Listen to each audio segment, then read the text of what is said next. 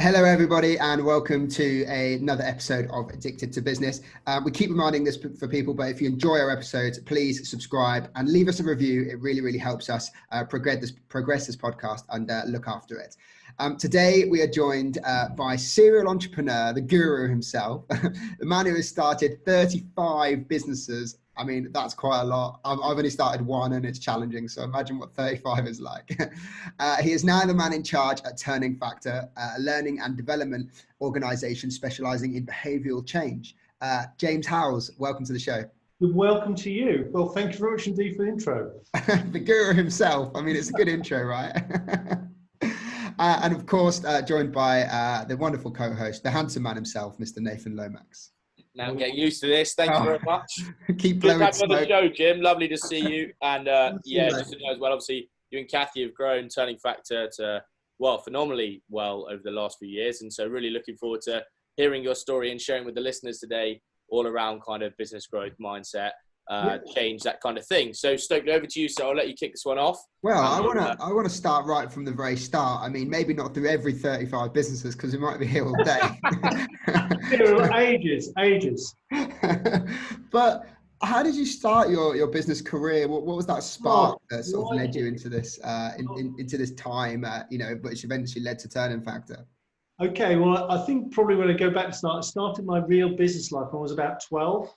Right, okay. I think the first one was I started making homemade brew from a Boots homemade kit and taking it into the school and selling it to the guys in the 5th year, and year 9. And that went really well until I was getting the guys drunk and I sort of realized my time was going to be up, so the head was going to catch me. So I stopped doing that. But then I moved into recycling bicycles. So from a very, very early age, I've sort of had that entrepreneurial spirit, really.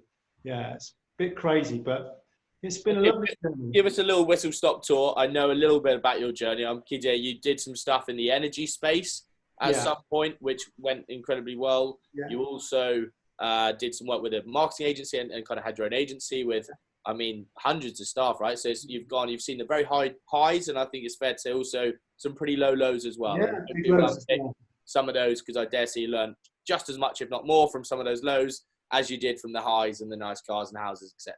Yeah. I think that's where, for me, is the most important thing. You learn. For me, I've learned where we are now. I think is mostly down to when things don't go well. Yeah. And it's not the things when you go well, because when you're living the dream, no matter what you touch turns to gold, and you just carry on going. And I think it's great. It's naive ambition, I call it.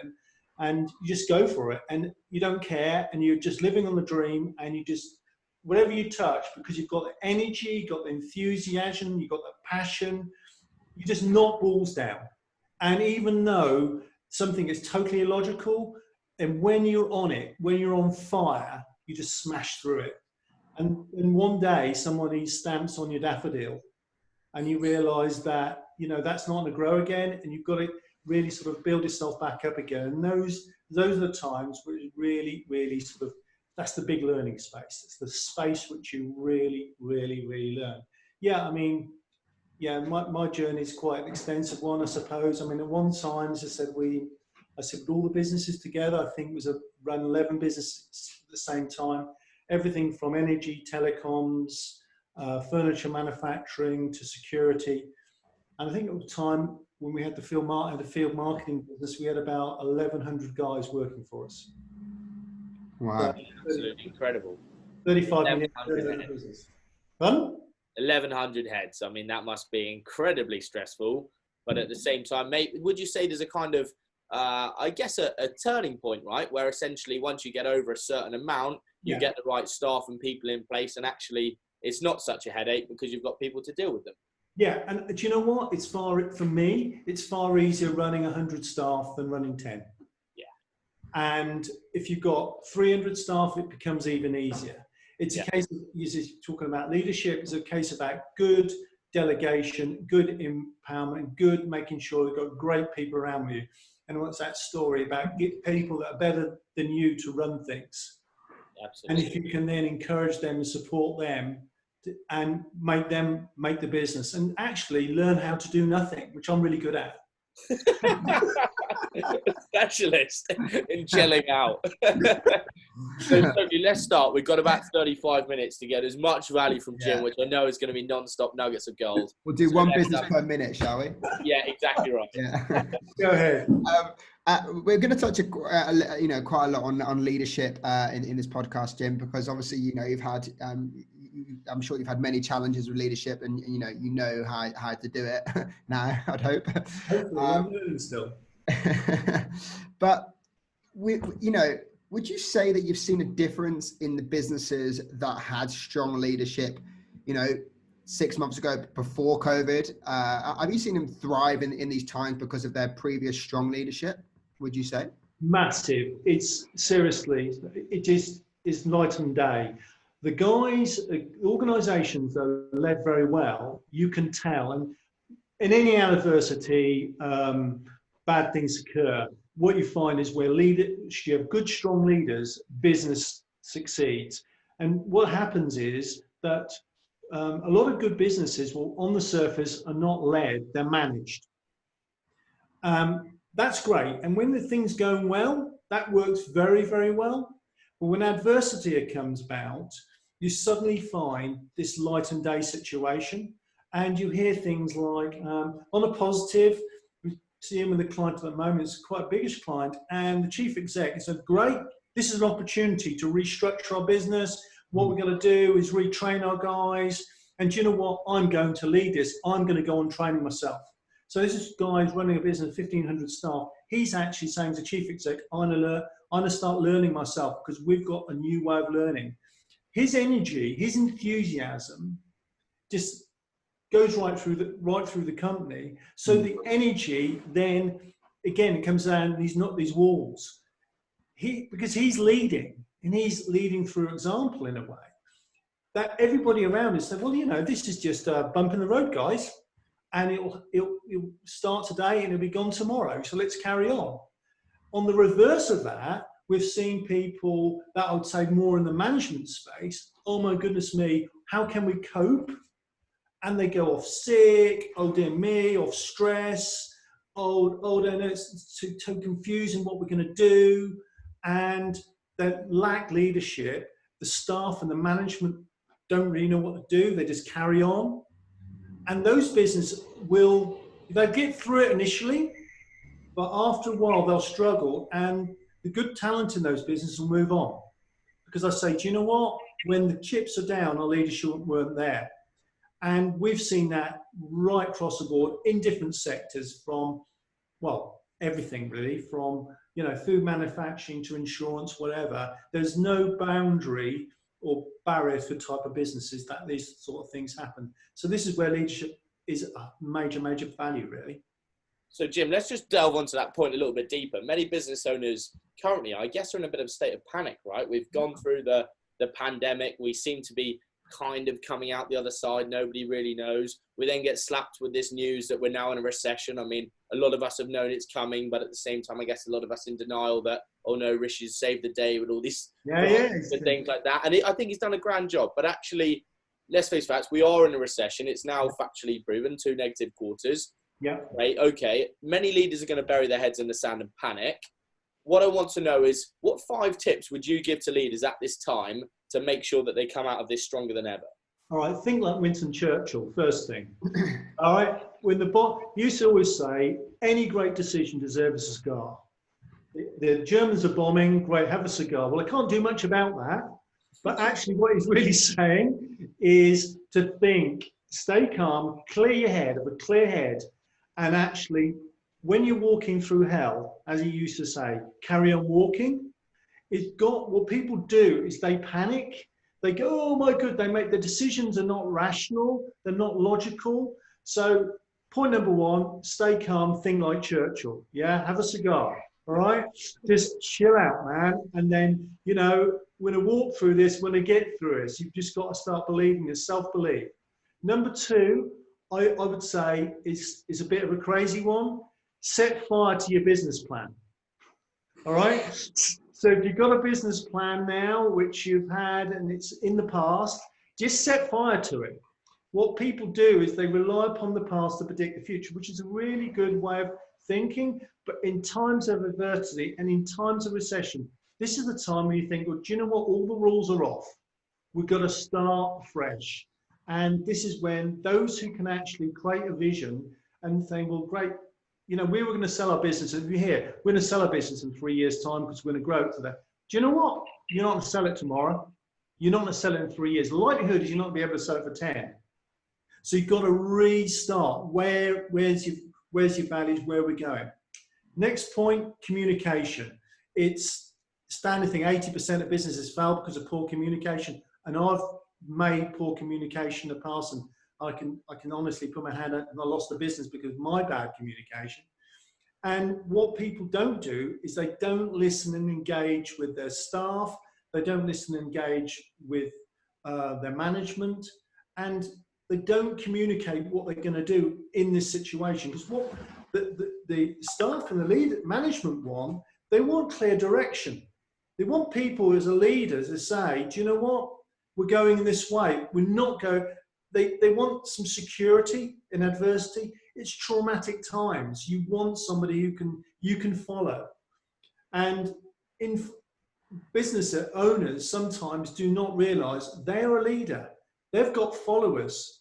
They're paying other people's mortgages. Yeah, so they screw up. Those people will not have their rent or the mortgage paid. So they've got an obligation to communicate where they're going, but more importantly, listen to their staff, because the staff can really, really help them.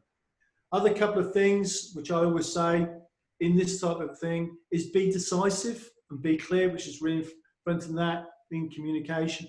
And the last, which I think is probably the most important in this time, is think like a beginner. Be flexible.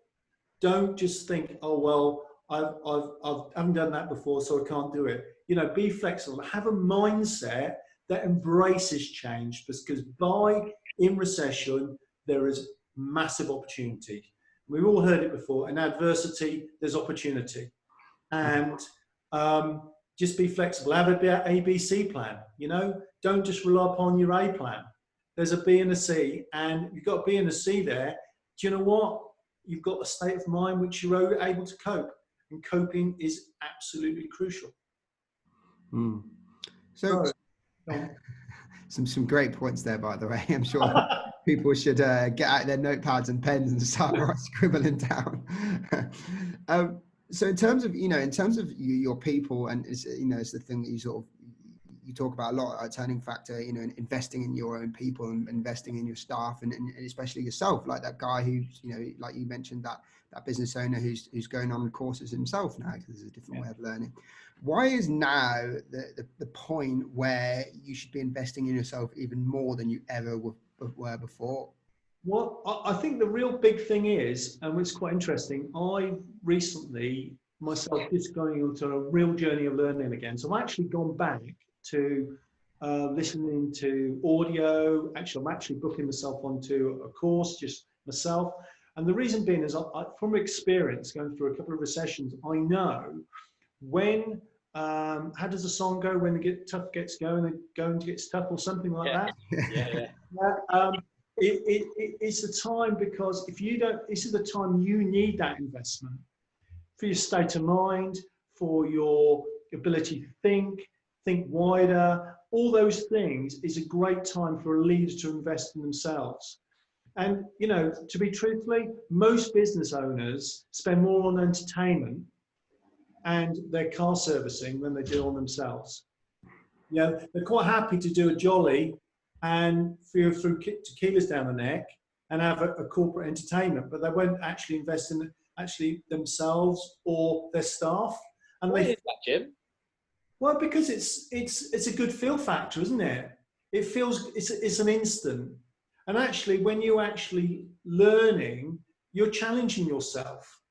And sometimes if we're flying, we don't want to challenge ourselves. We want to feel good about ourselves. So great, let's buy pizza for the team. Brilliant. That's it. Motivation. Yeah. And but hold it, well, how much you just spent? Oh, a couple hundred quid, but that's no problem. Someone wants some development. Oh, we don't want us to do that. And it's short-term thinking. So what we tend to do in certainly times of adversity, we do short-term thinking.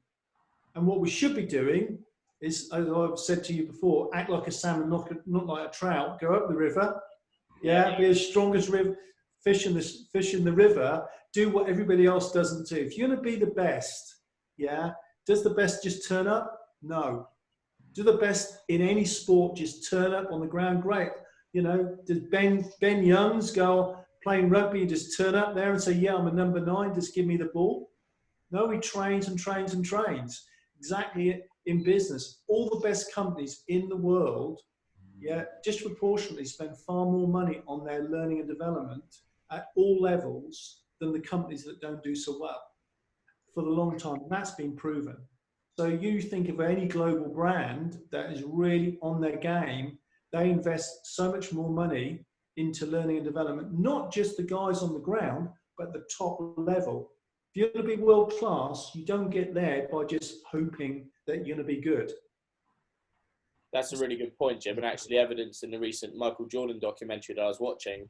I never quite appreciated just how committed he was, and his mindset and everything else was just ridiculous. But it's a great documentary over on Netflix. I think it's called The Last Stand. Have you seen it, Stokely, as well? Yeah. A phenomenal documentary, but really worth having a look at.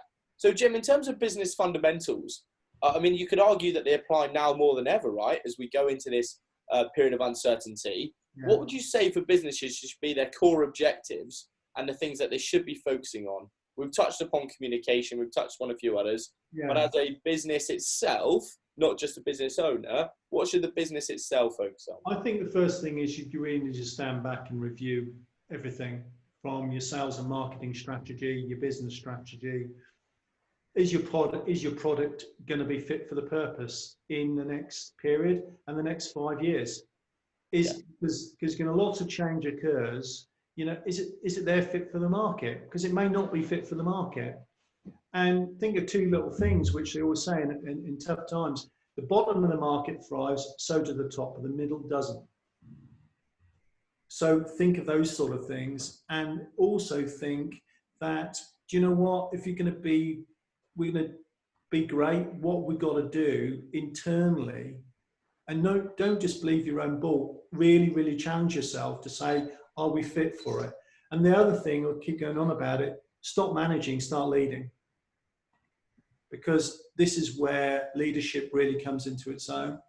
And it's amazing what a lot of people do is they just think, oh, well, let's close everything down, as you said in the very beginning, slow everything down, or let's be very conservative. Do you know what? A lot of businesses that are conservative, the Japanese always said, well, our recession was 20 years. If we were conservative, we would have made nothing. So the key here is actually, well, you've got to be balanced, but also have ambition. Ambition knocks walls down. And when people have got ambition to drive and enthusiasm and energy, that is the bit when we come to our strategy and our key objectives, we drive those key fundamentals of our objectives of our business. We then can actually do something, which we can't do if we just sit there. So it's going back to the fundamentals, really. Jim, I feel like there's a lot of people, a lot of business owners, who listen to this podcast, who have members who have team members, and maybe haven't invested in them ever before. Is there a formula that you should follow to how much time you should invest in your the learning and the training of your team? Should it be like once a week? What is the methodology behind that? Well, I think what it's like is, if you take anything that's excellent, how much time do you need to coach? So, you think about if you're growing your business or Nathan's grown his business, you can always employ people that have got the skills. But as soon as you employ them, they plateau. So I would say there should be always a commitment, at least, on a weekly basis. 10% of your time should be actually looking to develop you, not necessarily going on a course or anything like that, but really how can we upskill ourselves and be great. And it's amazing. Without sharing the company name, I know a company that does this, and unbelievably world-class business. They're constantly developing themselves, and only in a small way. They're coaching others, and there's little things, and believe it or not, that 10% sounds massive, but actually when you start realizing it's just maybe doing some studying, learning a new product, learning a new angle, developing something. And if you have that culture through all your staff, and then if there is a gap on, we'll hold it, John needs some further external development, just think about it. Well, what does that person need? And that will probably give you the answer, how much to do. Well, I wouldn't say there's a hard and fast rule, but as soon as you stop swimming, it's like a shark. As soon as you stop swimming, you die. Yeah. As soon as you stop growing, you die, no matter how strong you think you are. Yeah. And I just think, every day's a school day, really, isn't it? Absolutely. I think there's some analogy that said you need 40,000 hours to achieve mastery in the dojo. And I think that's actually quite a nice concept. I think actually, I don't think you'll ever totally perfect it, but at the same time, as a minimum, to get your bank of 40,000 hours in your craft, whether it be, in any particular specialism. In our world, it might be web development or a particular strand of that. I think all of a sudden then that gives you a nice benchmark to then say, okay, now we'll start learning other things. So Jim, building on that, one thing I'm really keen to talk to you today about is change management. Okay. So it's a topic that's discussed all the time, but I believe rarely understood. So now more than ever, businesses need to understand and utilize change management. Tell us, firstly, what your version of change management is and what you understand by the term change management. And then how can businesses employ those kind of methodologies or perhaps mindset to ensure that they do come out of this pandemic / recession / Brexit / hell hole that we're going into with flying colours? Okay. I think change management is very much misunderstood because if you're a progressive business, you're changing all the time. So on a day-to-day basis, if you get any sort of nous about you as an organisation, you're under continuous change. The thing where people sometimes get, my view on change management is when it occurs, and especially if it's a big change like we're just coming into now, where people get it wrong is they go through solely on process. And what they do is they've got loads of processes and sort of MORs and so forth, which we'll follow, and this is how we'll do it, get signed off and all the rest of it, and then we'll debrief it and we'll brief it. But what they seem to forget, and I see this all the time, is that how clear is the vision? How clear is what we're looking to do before they do anything, before they actually make a move, before they write a document, before they in-process any process or get even a spreadsheet, is really defining what is the objective of what we want to do. But then when they do that, before they even do it, is about communicating that out, getting the feedback, because there's a guy in the corner who says, well, hold it, we did that 5 years ago and it didn't work because of this. And it's easy to miss that. So, and then the next big thing for me is what we call the compliance and commitment curve. Okay. When you're making change, you can go down which is quite common. This is what we're doing, everybody, guys. This is where we're going. This is great. It's really good stuff. It's all exciting. Great. And let's just do it. And these are the processes we're doing. And the problem with that is that have you got real commitment? Does everybody got the understanding what we're doing? Does everybody buy into it? And where we see it so many times go wrong is that nobody really understood. I heard the other day a managing director, chief exec, whatever. I was talking to somebody and said, well, what happened? He said, well, I challenged it. I challenged the MD. I was brave. I challenged her. I said, what happened there? He said, she just rode over it. He just said, so you're obviously not on the bus then. You don't agree with me. No, that's what you asked me, to give you some feedback. Well, I don't think you're in alignment with this business. I don't think you fit into this culture. In other words, we don't really care what you say. you're just going to just do as what we say. And if you have that, change doesn't stick. And yes, it'll happen, but that's when you get a culture of just compliance. And when you have a culture of compliance, you've got loads of nodding dogs, everybody's happy, it seems. If you scratch the surface, there's nothing there. There's nothing really anything that's going to sustain. And in this world, you really need a committed workforce and people to really embrace the change and take it on board. So I just think it's again, old adage really, is communicate, but actually make sure everybody knows the big picture. And if you don't do that, do you know what? You deserve to fail, in my opinion. You deserve it. And good on it if you do, because you learn. I want to talk a little bit more about leaders and the direct correlation with selling. A lot of leaders and a lot of businesses sell, right? And they do right to the very end. And I feel like, especially for example, for my business, I would find it very hard to let go of the sales element of the business. Yeah. If you built it up on your face and your brand and everything else. How does a leader let go of that sales side of things? Because they can't do it all, right? Yeah. Oh, it's really interesting, isn't it? Because especially when you're starting, because I always say you're always selling. The leader's always selling, or the directors are always selling. I think the key here is that to grow a business, you've got to make sure you're not the only one. Because it's not a business; it's just a really fancy hobby.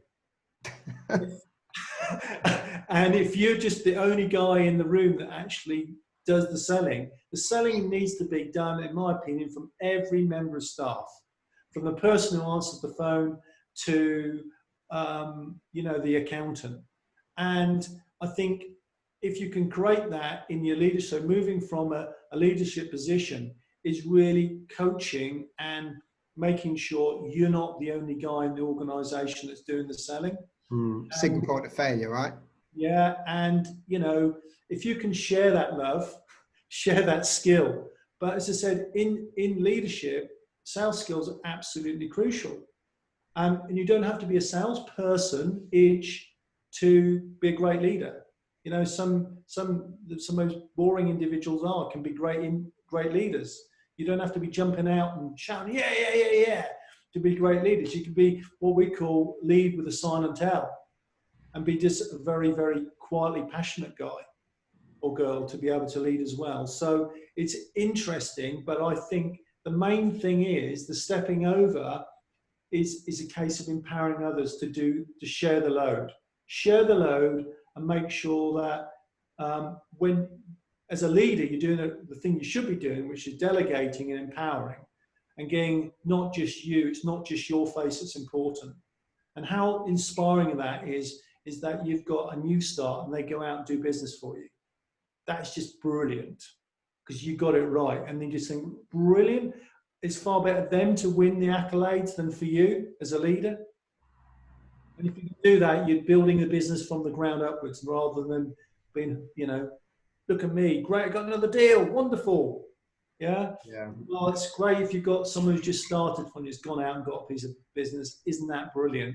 And that's far better for your business, in my opinion, than having just not one through the park. Brilliant.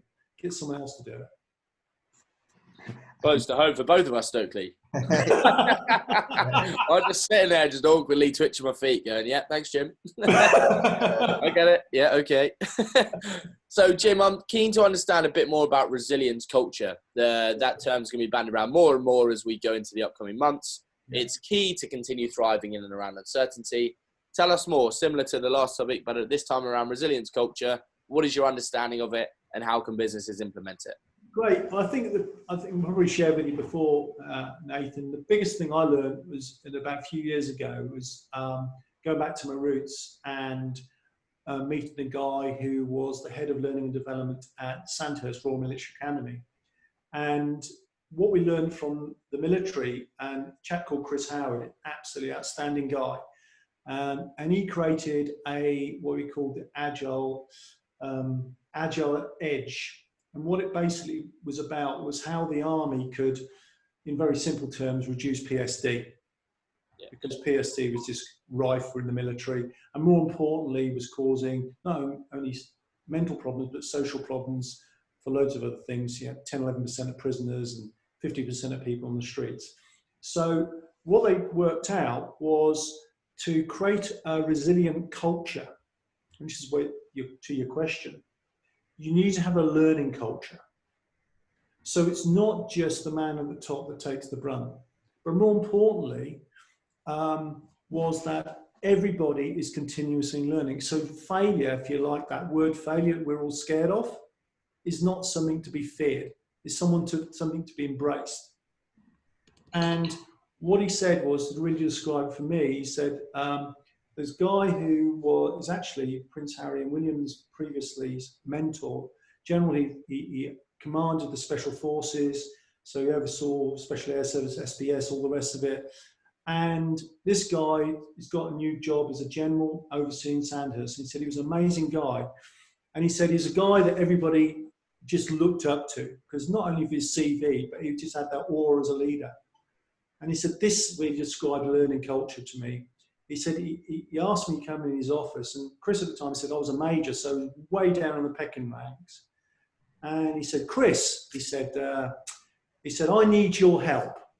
So Chris was thinking, crikey, this general needs my help?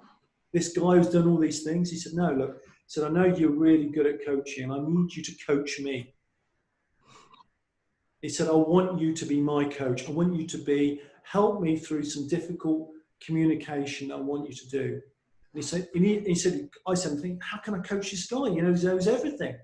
He said, no, you've got some skills that I haven't. And you're in my team, and I want you really to help me in this area of weakness I've got. I've got to do this speech, which I don't believe in. I just don't feel passionate about it. I need you to help me through this process. So, and I thought, well, that's interesting. And he said, well, in business today, we've got not bullets, but we've got problems coming at us all the time. And if we are just standing up, look, follow me, look at me, and we haven't got our team to solve those problems as well, if you can create that everybody can actually solve a problem, and more importantly, it's not just the man at top that makes all the decisions. You share the load and you create a resilient culture where everybody's learning and everybody's developing. What you have, you're a very much stronger unit, which means you're more resilient.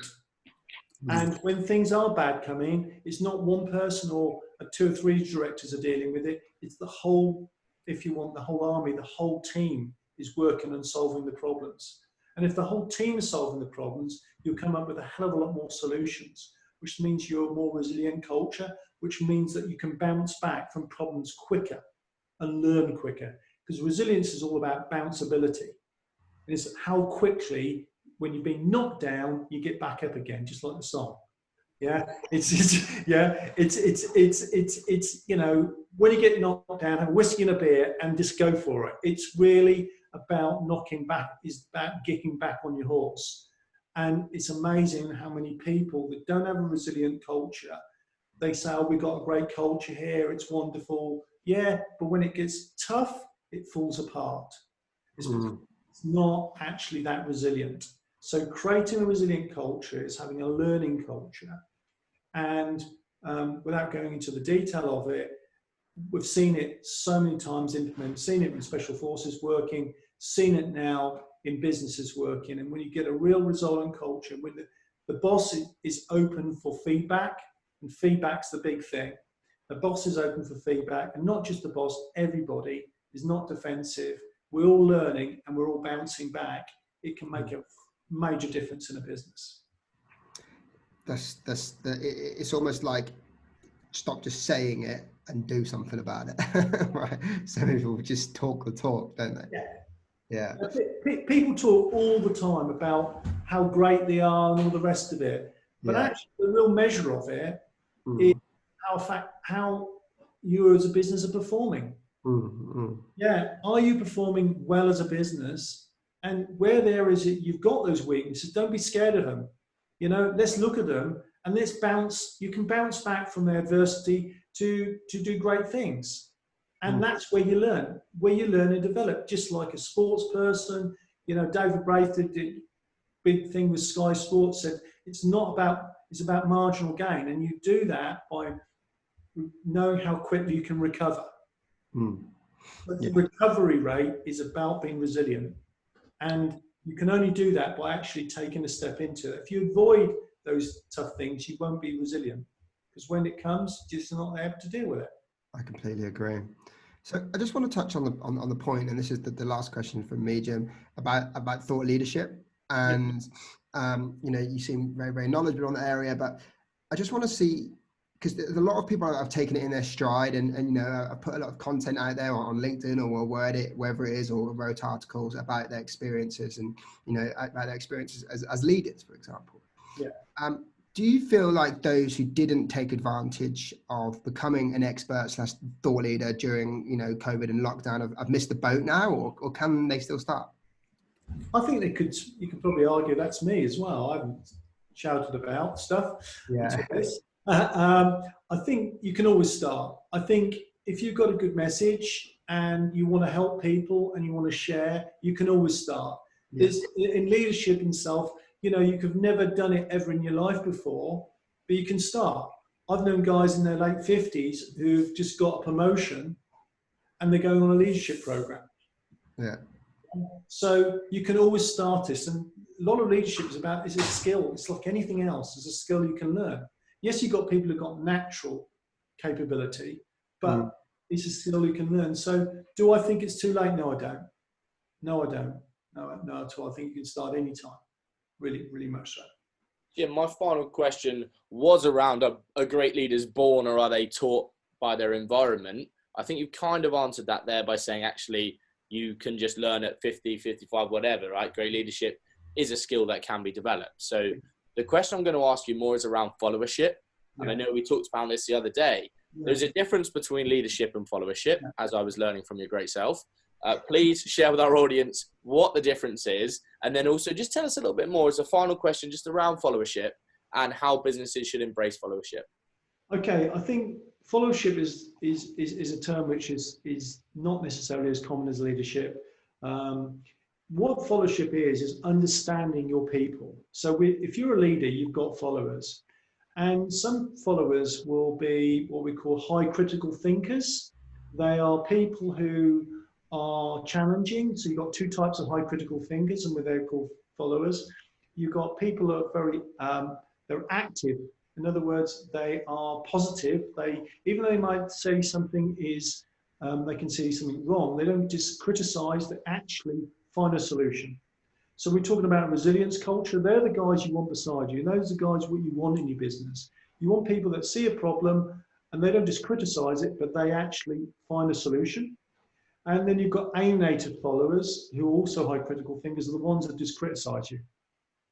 And then we have low critical thinkers, the people who are passive and compliant. And self-fulfilling prophecy, basically. Those people, a lot of leaders they don't challenge, they don't complain, they just get on with the job. The problem with those guys is that when things are tough, that's all they do. They just comply. So what you need as a business, as a leader, is to really cultivate your active followers. And real leadership today is understanding followership and seeing what people you've got with you, and really understanding that we're all followers. We follow our customers to get their business. But more importantly, really understanding that if you're going to be a great business, you need to cultivate your followers to be active, not just passive, not just compliant. Because if you don't, you think you've got a good member of staff, but in fact, all you've got is someone who's doing as they're told. They're not actually engaging. They're not thinking. And if you're not thinking, you're only doing the minimum for your business. So links back to resilience. If you want a high resilient culture, you need to cultivate as a leader great followership. And you've got to be in a situation where all the people in your business, even though they may be compliant, you've just got to say, well, hold it, you can make mistakes and you'll allow them to follow properly. Yeah, because if they're just following you because they're being paid, do you know what? That's not a great place to be. What you need is people really thinking and actively solving problems. Followership in itself is understanding it, and how to get your followers to work is far, far more important to me than leadership. Because if you get your people to work for you, you can get your people engaged. And it's not just about saying, do you know what, we've got bean bags and pizza. Yeah, it's actually about getting people really engaged in what we're doing and they feel really contributing to the best. It makes a major, major, major difference to you as an individual, as a leader, because it gives you space in your brain. So you've got more time to think and you can make better decisions. If you've got a load of active followers working for you or following you, they're doing all the job. They're thinking for you. They're actually giving you that resilience for yourself and for your business. So that's why I'd really encourage people to look at the followership model. It's not just a job, is it? No. You know, that's what it's about. Jim, that's a perfect way to end the show. For everybody listening and watching, I hope you've got great value, as Stokely and I have. I mean, very rarely do I take notes while interviewing, but at the same time, I was like, this is unbelievable, ... So really, really valuable, Jim. Thank you as ever. Really good to catch up. For anyone listening and watching, I suggest you all check out Turning Factor online. Jim, turningfactor.com.co.uk. Yeah, perfect. Turningfactor.com. Connect with James on LinkedIn. Reach out to him. He's an oracle of knowledge. He's been an amazing help to personally me and my business. And I know he's helped many others as well. So, Jim, thank you so much for coming on the show. Thank you to those that have listened and watched today. Please remember to hit subscribe and also to leave us a little review. We really appreciate your feedback. And we look forward to seeing you on the next episode. Thanks again. Cheers. See you guys. Thank you much.